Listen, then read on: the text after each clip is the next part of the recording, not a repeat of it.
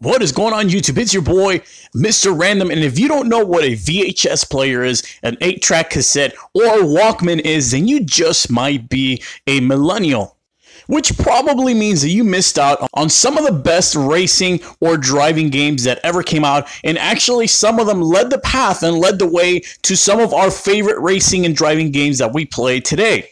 So I decided to compile a list of the best and the absolute must-play racing/driving games that every millennial has to play. So without further ado, let's go ahead and jump right into the list.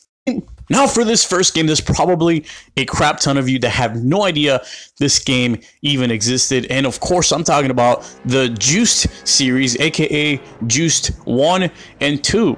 Now, Juiced 1 came out back with the Need for Speed Underground fad, was just beginning to gain traction. A lot of the street racing scene was just starting to hit the mainstream for the first time. And all of us young kids, still middle school and high school, couldn't wait to get our hands on a piece of that pie. Now, although I gotta admit, Juiced 1 probably wasn't one of the best examples of the street racing games you can play, especially the underground street racing games, Juiced 2 definitely stepped it up. Unlike Need for Speed Underground, they actually had a first-person view, pilot cam. Personally, I think they had one of the best drifting out of the whole series, and they had a way better roster than Need for Speed Underground, and they also had way better graphics as well. Now, sadly, it did suffer a little bit in the physics department. The cars didn't just handle as well as they should have, but it's still, if you want to go back in time and really get a taste of what the first actual quote-unquote street racing games were like, I definitely recommend that you pick up, if you get a chance, if you could even find one, a copy of Juiced 1 or even better, Juiced 2. Now, for all of you OG original Xbox owners, you know damn well that before there was any even talk of a Forza game, there was Project Gotham Racing. Originally, Project Gotham Racing, the first one hit the original Xbox, not the 360, none of that, the original, just plain old Xbox, and by far it had the record for one of the best graphics of any racing game, even topping some actual PC games. Couple that with an amazing physics engine and an awesome array of car sounds, Project Gotham Racing was definitely making an impact in the racing scene. But then things got even better with Project Gotham Racing 2. Just when people thought they couldn't improve the graphics, and a lot of people were complaining that there wasn't enough cars, they actually added more cars and they improved the graphics, making it hands down at the time the best looking racing game of its generation. And then, of course, talking about innovation, they came out with Project Gotham Racing 3. Now, before the Crew 2, or the Crew even was years before being released, Project Gotham Racing was mixing in race cars, street cars, and motorcycles into the mix. Not to mention, it was actually the first ever racing game that introduced a fully active weather system and weather effects into their vehicle models. That means that the raindrops, the snow flurries, all of that actually showed in real time on the actual cars before any Forza game, before any Gran Turismo game did it. Project Gotham Racing 3 did it. You can definitely pick that up on the Xbox 360. I definitely recommend you guys play that. And next up on the list is a game that probably a good 80 to 90% of you watching this video have no idea it even existed, and I'm talking about Vigilante 8. Now, a quick little history lesson for you kids. Back in the day, the late 90s and early 2000s, the fad, the craze was car combat games, and the leader of that was obviously Twisted Metal. But then there was a new kid on the block, also known as Vigilante 8. Whereas Twisted Metal kind of kept its characters kind of grounded, Vigilante 8 went the complete opposite route, and actually they had a little bit more improved graphics over their competitor, which was a Twisted Metal series. But not only that, they actually had just some ridiculous characters, and the backstories and the cutscenes and the back movies for each and every one of those characters was absolutely awesome. It was fully rendered in 3D graphics, and their characters were just absolutely ridiculous. There was like an actual driving robot, there was like some samurai. It was just nothing but pure carnage and pure fun. And this right here is probably one of the best hidden gems of all of racing. If you guys have ever wanted to play Twisted Metal, Burnout, and Midnight Club, and if you ever wanted to live out your fantasies of actually playing a death race movie, well, Full Auto is the game for you. This game was absolute carnage. If the Crackdown game could have been a racing game, it would have probably been Full Auto. I mean, the amount of environmental destruction, the amount of carnage that is going on screen in this game was absolutely revolutionary at the time.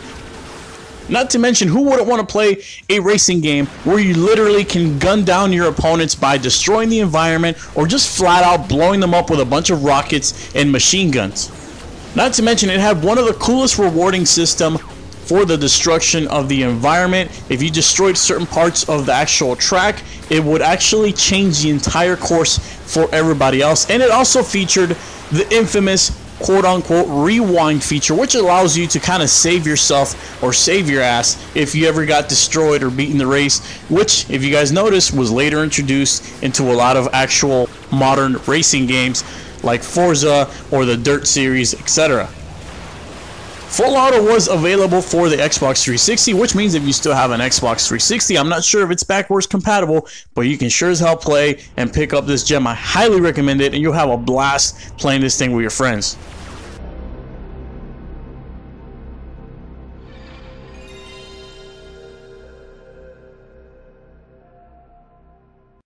And speaking of car combat, we couldn't make a list of every racing and driving game that a millennial must play without talking about Twisted Metal 2. Now, I didn't want to include Twisted Metal 1, although it was the original in the series, because Twisted Metal 2 just had it just right. It was by far the Goldilocks zone besides Twisted Metal Black, but I'm sure even a lot of you millennials were probably 8 or 9 years old when that came out, and you probably got your hands on that. But given the fact that you were probably 2, 3, or some of you weren't even born, Twisted Metal 2 was by far one of the funnest car combat / racing games you can ever play till this day. It featured an array of very interesting characters, from a cop to an indie racer to a freaking motorcycle driving demon. I mean, this thing was just awesome. It also featured real locations like Los Angeles, the Eiffel Tower in France. I mean, you could literally blow up the Eiffel Tower and drive into it. It was absolute carnage. The graphics were perfect. The colors were excellent. It had an awesome draw distance. I mean, this game was just the peak, in my opinion, of the 90s car combat games. You can probably pick it up on the PlayStation Store, I think on the PS3 or PS4, I'm not quite sure, but either way, it's definitely accessible, and you definitely got to play Twisted Metal 2. And last but not least, even as I watch this, I get goosebumps just from the actual memories of this. I remember in my living room when the commercial for the first original Driver game came out. It was just freaking awesome. So much carnage, driving in the streets of San Francisco, jumping over all those hills.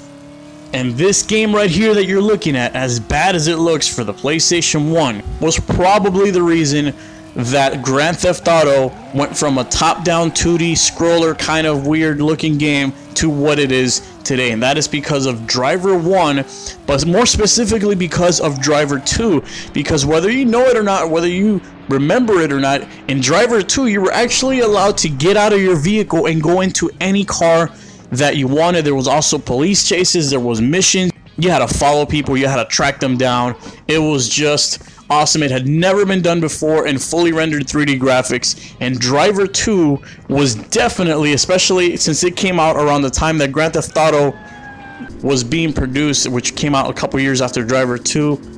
You can definitely see the influencer, and you can also play in actual real-world locations like Chicago, San Francisco, Miami, even Havana, Cuba. If you ever wanted to do that, drive around those 1950s cars back in Cuba, well, you can do that in Driver 2.